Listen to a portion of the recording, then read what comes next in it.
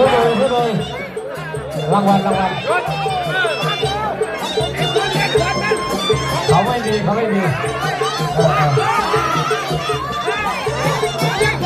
ด้วย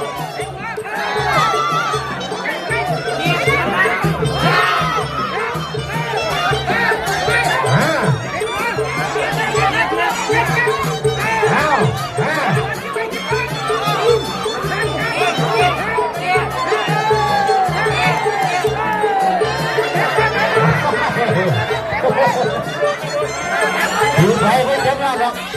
เอาไปทำไป